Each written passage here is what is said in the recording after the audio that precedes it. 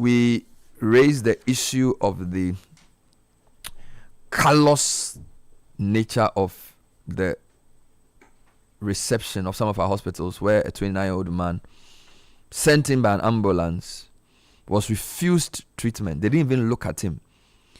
And what made this thing sad, or what makes this thing sad for me, is the fact that Ghanaians are not even outraged. It seems as if they've gotten, I think one of you said this yesterday, we've gotten used to being poorly treated by officialdom and by public institutions that is not even generating outrage. Of course, the baby story is a bit different. I'll come to it, but I always say that when something happens, your reaction to it says a lot about your own journey as a person. So I'm not blaming people for the lack of outrage. What I'm saying is that, are we getting too comfortable with mistreatment? Are we getting too used to such things? Because societies cannot advance if a country does not get up and say, this is unacceptable. And saying that should not just be expressing an emotion. It should lead to, and as a result, government, parliament, businesses, media, we all push. So let me give an example. In September 2023, we started getting stories of people losing their homes due to flooding. And then it started unfolding that there was a dam spillage. It led to a national outpouring of concern. And we launched the most unprecedented, at least for our network, social intervention we've ever done. We went to almost 20 constituencies, put up 3 buildings, sent large amounts of relief to thousands of people.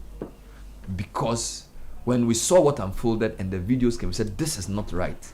And we cannot sit quietly and let it happen. Do you understand me? So the great trigger for change is your reaction to something bad. So now here's a man who's 29 years old. He's on a motorbike. He's knocked down by a hit-and-run driver. Now, the fact that the hit-and-run driver didn't even make news also suggests that we've gotten used to it. Okay. Why should a society get used to people hitting people and running away and never being found? All right? Because we can say that the hit-and-run driver killed the guy. Yeah. All right? And I'm not blaming anybody, but my point is that as a society, we have collective amnesia around that, hit and run is normal. Hit and run should not be normal. Do you think that if this guy who hit this motorbike had been hit by a driver in the UK? Oh, by now. Are they better human beings than us? Systems. Okay, if this guy was on a motorbike from East London, West Ham, going to work in the city or going back home, and he was hit by a vehicle, and an ambulance picked him and this happened, do you know the kind of national inquiry to lead to? Some cases, ministers resign over things like this. First and foremost, the idea that is hit and run, the society will not accept it. They will say the driver has to be found. Whoever hit this guy, they will find him.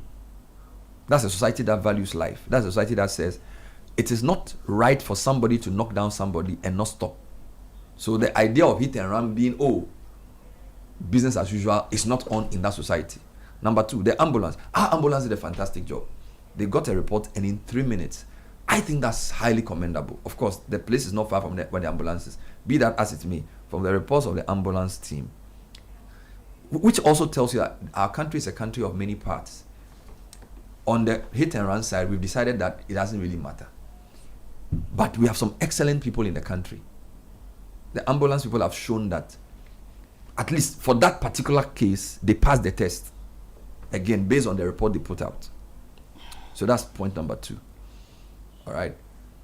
Obviously, a good Samaritan went to tell the ambulance service that this person had been knocked down, which is also a good thing. Because when you read the report, it was a walk-in. It wasn't a phone call, which means that somebody saw what happened, had the presence of mind to actually walk to the ambulance or run there or whatever and tell them about this. And they came back and administered what would appear to be world-class, or at least very good, first aid. Put the guy into the ambulance and did the right thing by moving from circle to ridge in 3 minutes. Okay. Now, the question we need to ask is, ridge, No, I actually went to Sorry, police forgive me. hospital Police for hospital. 5 minutes. Thank you. Police hospital. It's a straight drive. Forgive me. Police hospital. Now, they get to police hospital. We don't know if they called before they got there. We don't know who they met, whether it was a nurse, a security man, or a doctor. But they were told there is no bed. Now, the reason this is serious is that this is a national ambulance, which a government had made a whole festival around. You see, and this is the other thing about Ghanaians that will make us suffer. A few years ago, the MPP government decided that they will buy an ambulance per constituency. It was a really good thing. So what's the point in rejoicing over an ambulance if when an ambulance takes a person to a hospital, the hospital doesn't care? So in a society, are we saying that we make noise about procuring ambulances because it's a good thing to procure? And then when the ambulance takes a person to a hospital, the hospital can decide that they won't take the person. And we think it's okay.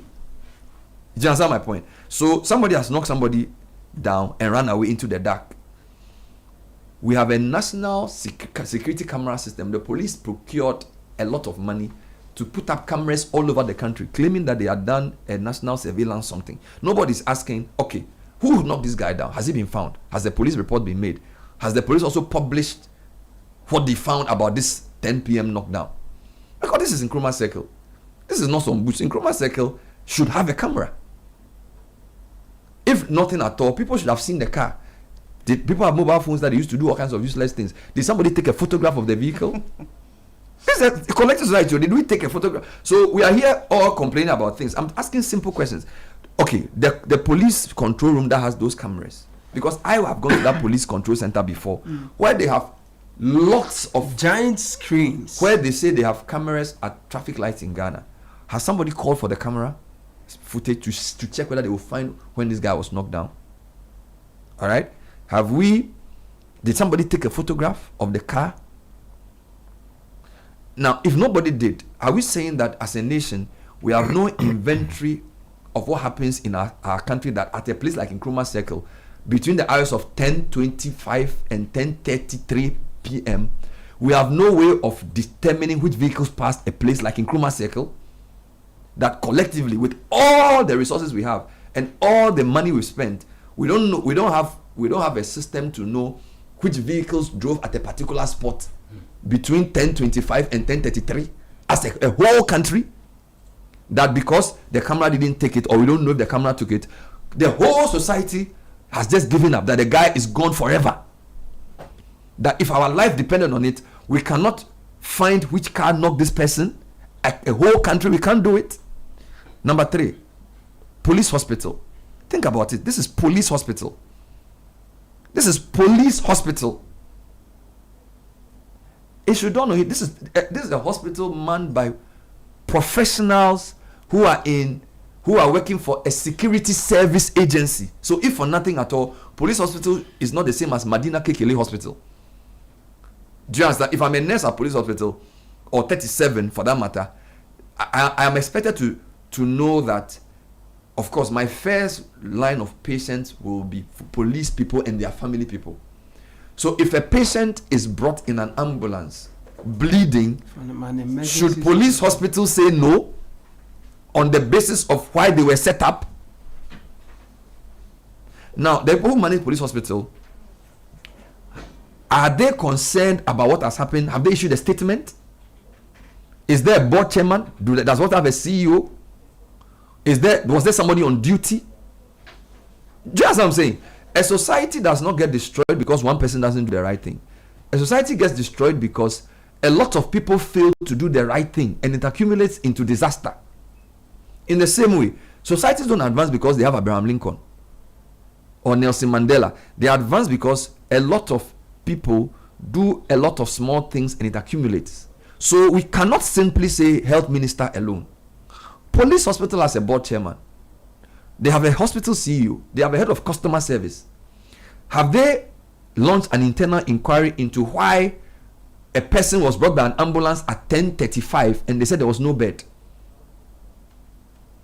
Have they queried what communication occurred between the ambulance and the hospital to lead to the conclusion, okay, that no bed declaration, is there a process that leads to it? So can the head of the hospital call for the file and say, I want the 1035 file on how you arrived at no bed. Or is it just an answer you give because you don't care about human lives? This is what serious societies do. Okay, so the head of the hospital, he should call for the document and say, if I don't do an advert at 6:25, Omani will call Avle and say they want the certificate of transmission before they decide that I have done non-compliance. There's a record of my announcement. Does also have a record of what happened, of that interaction. Do you get my point? Who was the nurse on duty? Who was in charge of the emergency center? And all these people are Ghanaians. All these people go to church. Do you get? So we can't. The site is not getting destroyed because of Mahama. It's you understand? So a car has knocked the person down. We don't know whether the car will knock him down as a trotro or taxi or Uber. Whether people in the car, whether nobody could say, bro, one knock you be jinaho. We don't know whether he was alone. We don't know whether anybody took a film. Anybody sent the camera to the. We don't know. The person hit the person. Ambulance has come, gone to police hospital. Between the security man, the nurse, the doctor, the head hospital administrator, the CEO, nobody, everybody is hiding.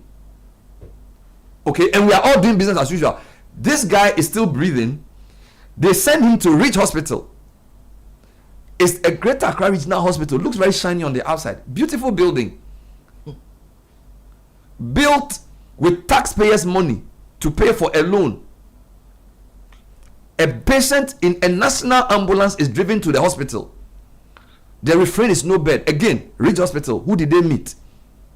Where is the CEO of Rich Hospital?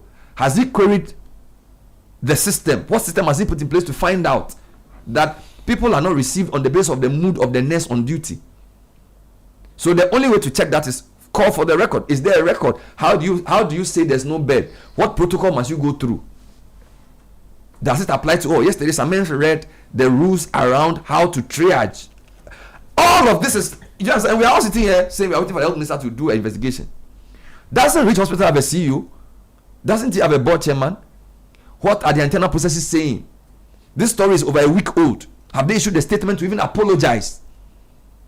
Meanwhile, Sunday they all go to church. Some of them are even fasting for Lent. Are we tripping? Then they move the guy to Kibu Teaching Hospital, the country's foremost referral hospital. They had the presence of mind to drive another 10 minutes. Around 11 p.m., still doing oxygen for the guy. 4 Ghanaians in a car say they want to save this 29-year-old guy. We don't know whose father he is. We don't know whether he will become a president one day. We don't know what he will become. We say we value life. They get to Kibu with all their big facilities. No bed. So stay. The guy says, let a medical officer come into the ambulance so we can do you understand? So the ambulance has things. So even if you have a bed, they didn't mind the person.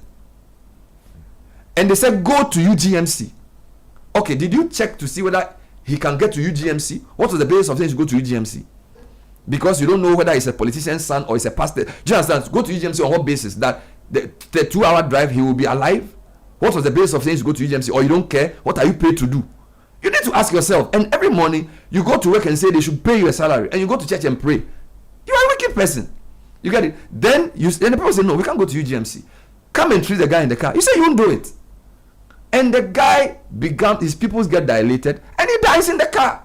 Then you call a doctor to come and declare him dead and send him to the mortuary. And you understand? And you go on with life as if nothing. So okay, Kibu Teaching Hospital, they have a board chairman. They have a hospital administrator. They have head of emergency. Have they queried what happened? What is the procedure? In serious countries who don't even go to church and pray, by now, they've issued an inquiry. Parliament is shouting. Have our MPCV heard about this? Oh, the city people will shout for 2 days and forget and talk about something else. Business as usual. You follow me? Because the 29-year-old nobody. We don't know who he is. Oh, he used to work at Promasidor. He was a nice guy. Then we go to his funeral and cry. We don't value life as society. We don't. Because when you value something, you organize to preserve it. If I value my children, that's why in my house there's a wall. So we don't value life in Ghana. That's why we don't organize our society to preserve life. In some countries, like where you just went to study, they won't even ask you where you are from. The first thing a professional does is what can we do to make this person's life? So as a collective society, we don't value human life. We don't. Human life doesn't mean anything to us. Which is why a 29-year-old man can die and there's no national outrage, there's no serious inquiry, there's nothing.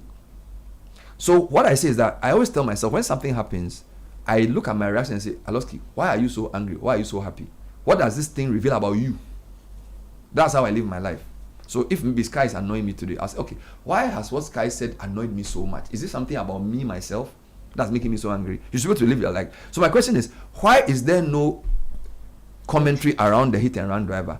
Why is there no outrage about this? Why have we become so used to evil treatment by hospitals in the name of unprofessionalism? Meanwhile, we have covered nurses picketing that they should be employed. To be employed to go and do what? There was a season where our journalists were always at the Ministry of Health. Nurses said they should be employed. To be employed to do no bed? Do you understand what I'm saying? So why is the collective anger? Of course, when there's something like the baby being stolen, the outrage is serious. So you find even that will not last for 3 days. Now, emotion is good to trigger action, but emotion cannot sustain change. So I am not saying we should be angry forever. But what a wise person does when you have anger is that you channel the emotion into disciplined action. So an inquiry, principal resignations, investigations, internal queries. That's what serious societies do to advance. You can meet in a stadium and 50,000 people will pray. If you don't put in place systems to preserve life, people will still die before they are 30. Do you understand? And until we unshackle our mind from this madness, that how can a society sit down for such a thing to happen and not put in place any system? You covered a 70-year-old man. He went to 6 hospitals or 7 hospitals in 2018. He died in his car. Imagine what and 2018, 2026, 8 years. Yeah. Has there been any serious shift in the operational policy of hospitals to show that we value life? We don't. Most people who enter these professions are just looking for money. That's what we do. Shame on you. Shame on you. Shame on you. And you see, what pastors Sunday preach about this thing. Preach about it, that if you're a nurse and somebody is brought to your hospital and your first reference is that, and you don't care that the person dies, you are an evil person.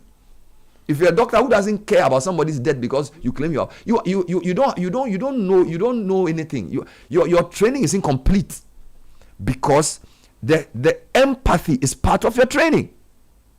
I was even told that if you want to do what do you call it? They call it critical something. The stage to no, I'm not even going there. They say the first step towards doing a certain kind of thinking is empathy. I was somewhere yesterday, we were talking about empathy, because they say before you can solve some problem, you must know what they are feeling. There's no empathy. The society collectively has lost the plot. We do not value human life. What we value is to be seen to be good people. A lot of hypocrisy in the society, because there are societies that are less religious than us who preserve human life and organize their systems to make sure that nobody dies a stupid death. And whether you go to court, you go to police, you go to hospital, the whole system is structured to frustrate you if you don't have money. So there's a disdain for poor people, and the poor people, sometimes their poverty has been weaponized against them to fight the person who wants to help them. So your poverty is double, because you only support something if the person from your hometown or your political party is doing it. So instead of calling a spade and fighting it, you are so partisan that you are both a poor person and also a slave of your own prejudice. This is what we've become. So shame on Rich Hospital, shame on Police Hospital, shame on Kibu, double shame that a 29-year-old guy can die and you can go to work business as usual. Wear red. Declare day of repentance. You are evil. It must stop. This type of thing must change. Ghana will never progress if we don't change our minds towards people's lives, because it's not your relative, or because some doctor from another hospital didn't call you. How do you know whose life is more valuable than others? Are you God? Why did we sacrifice to train you that you can allow this guy to die, and the whole society moves on as if nothing has happened? Ghana, shame on you, Ghanaians. Shame. We have to repent from this wickedness of a man dying. Now go to his family. Imagine if his mother is still alive. To lose your son in this horrendous way by a medical system that does not value human life, full of excuses, always asking for entitlement. We want this, we want that, we want this, we want that. At least do something so that we can fight for you. With what you've done, why will I go and be helping nurses picketing? Or doctors asking for what do they call them? What they call it? The waiver for their car import. Why should I go and report on such a thing? If somebody can die like this on the basis that there's no bed, when the rules are very clear and nobody is saying anything about it because somebody has died. People die all the time. Shame on you. A big shame. Go and learn from other countries. Go and learn from how other countries are organizing to preserve human life. Life is so cheap in Ghana. So cheap. And let no politician try and politicize it and make political capital out of it. I'm sick of it. So that when you get the mic, you use it to do politics. Don't do politics with somebody's death. Somebody has died. We must organize around preserving life. The medical institution in Ghana is not, they have no heart for people. They don't have heart for people. They are just thinking about themselves. That's just the truth. Let's repent and change. Let's organize. Minister of Health, you people need to put in place stringent measures.